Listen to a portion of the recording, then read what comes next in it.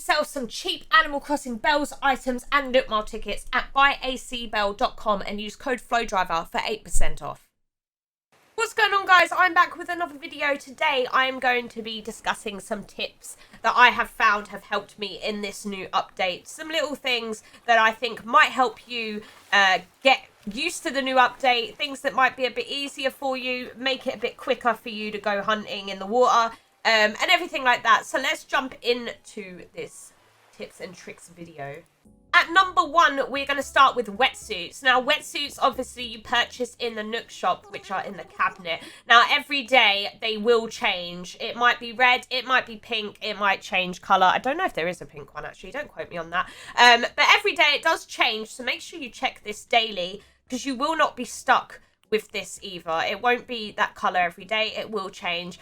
Also, there is another thing to be able to get wetsuits, which is the one I'm wearing right now. If you go to the Nook shopping app and go to special goods, every day there will be a different wetsuit in your shopping app. So make sure you check that. If you want some different colours, be sure to check that out daily. The colours I have seen for these wetsuits are, in fact, yellow, blue, green, and this pink colour. There is actually a proper wetsuit as well, which I have not been able to get myself. And there is the striped ones, which I believe are yellow, red, blue, and black. But those are the colours that you can get for those swimsuits just in the shop and in your Nook phone. Also, with the scuba gear, with the headgear, obviously you get one just from opening your mail and it will be a random colour. Now, you can also catalogue these like you can with anything else, so you can catalogue them. I've got a pink one, a red one, a blue one, and a green one, and also a black one. So you can customise them, and that's really cool also. So there's a lot of colours that you can pick from, so make sure you find the ones that you like and then customise it to your heart's content. At number 2, this is a little one, and you probably have noticed this, but you don't actually need the scuba headgear to go swimming. This is literally just a cosmetic. It's just to look good on your character, but you don't actually need it to go down into the water. You can still go in the water. All you need to have is your swimsuit, and you are good to go. At number 3... this is a pretty simple one, and a lot of people might know this, but some people didn't that came into my stream, so I'm going to point it out. You do not have to go underwater to find creatures and critters. You just have to look for these bubbles in the water. As soon as you find these bubbles in the water, you can just go down and they will be there. You do not have to specifically swim under and look for all these shadows. You just look for the bubbles above. And if you time it in the right way and you go right above the bubbles, you can literally dive down straight away and catch it first time. This is what I've been able to do. Also, swimming is very, very slow. Tapping A will make you swim faster. Please bear that in mind.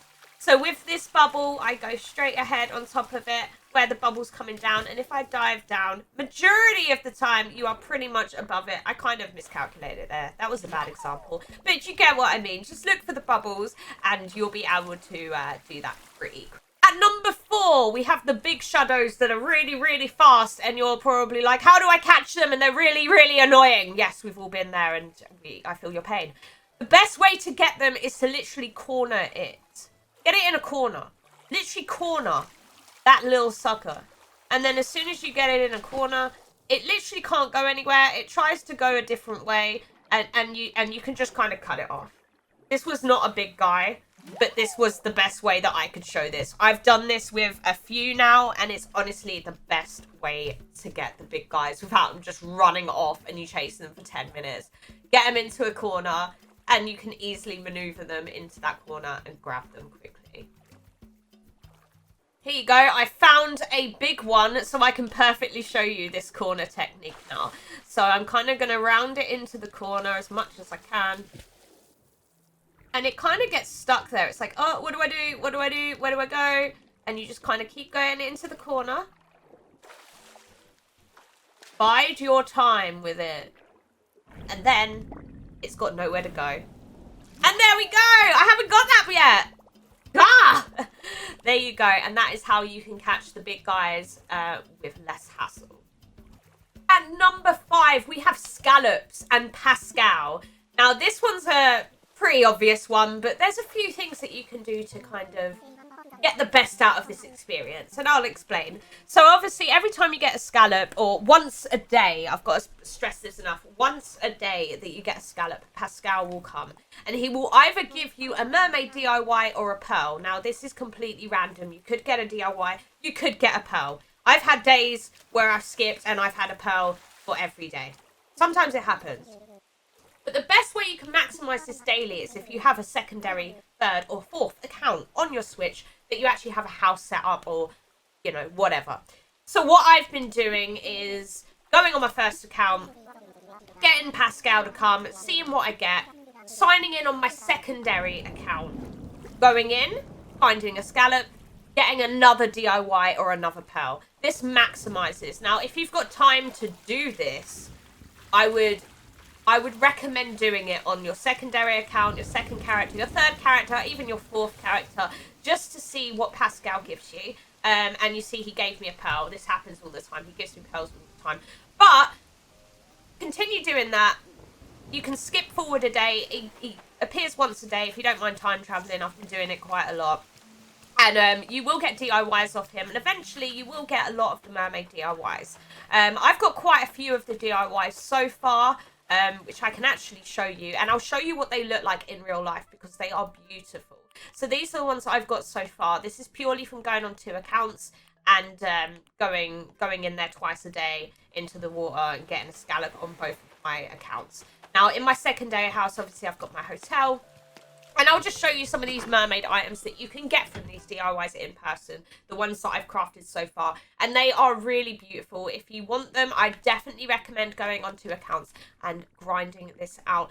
Don't be disheartened if you get pearls. Pearls are really hard to find in the water anyway. So obviously keep hold of the pearls and craft this beautiful mermaid stuff. This bed, this cupboard, this chest of drawers, the chair. I've still got a few things to get. But honestly, this stuff is gorgeous. So that's how you maximize getting the amount of DIYs and pearls that you can get every day.